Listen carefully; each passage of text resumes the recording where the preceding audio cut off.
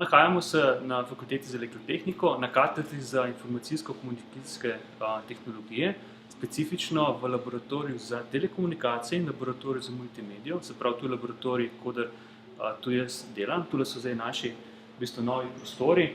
Tule se nahaja laboratorij. Predlagam, da si na kratko pogledamo, kako to izgleda. Nahajamo se v laboratoriju za multimedijo. Tukaj naši sodelavci in tudi jaz delamo na projektih, o katerih smo prej govorili. In dejansko tukaj se izvaja poleg pedagoškega procesa tudi projektno delo tako za evropske projekte kot za industrijske projekte.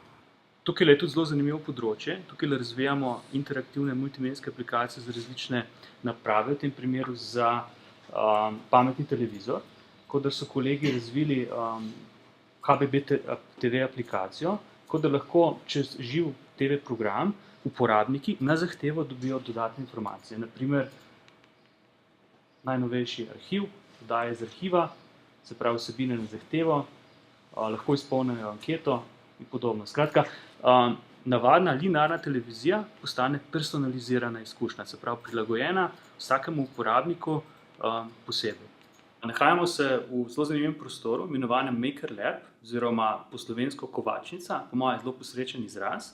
Ta prostor je namenjen našim nadobudnim študentom, kadar lahko s pomočjo opreme, ki je tukaj noter na voljo, in s pomočjo naših zelo zagnanih in dobrih mentorjev, recimo Anžeta, uresničijo svoje projekte, svoje sanje. Tukaj se dogajajo zelo zanimivi projekti, recimo izdelava brskalnika, se pravi naprave za rezanje oziroma izdelavo elektronskih vezij ali pa česarkoli drugega.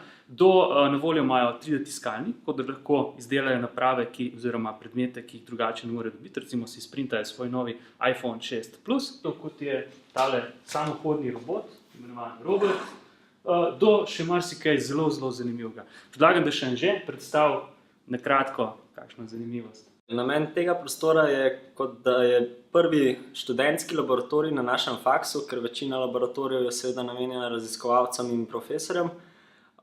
Ta prostor pa je namenjen izključno študentom, da lahko oni razvijajo svoje projekte oziroma se s tem, ko se pridružijo kakšnemu projektu, tudi naučijo potrebnih znanj iz praktičnega vidika, ne samo iz teoretičnih področij, kot se jih učijo pri predmetih. Tukaj lahko dobijo mentorstvo, kot že rečeno, in pa opremo ali pa navodila in mogoče tudi ideje, če svojih idej seveda nimajo, da lahko to praktično znanje potem razvijajo dalje in ga pridobijo na bolj njim prijazen način.